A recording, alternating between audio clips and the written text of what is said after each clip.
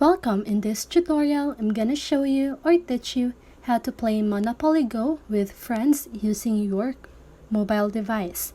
So if you want to know how I did it, just keep on watching.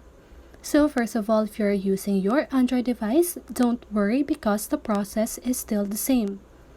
So let's get started.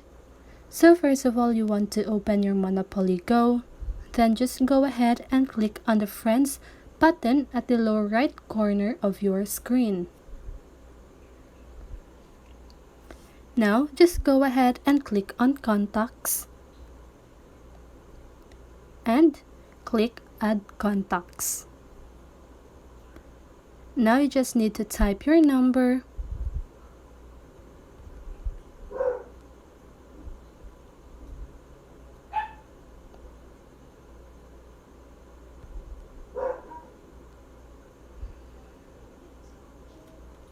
okay, so let me just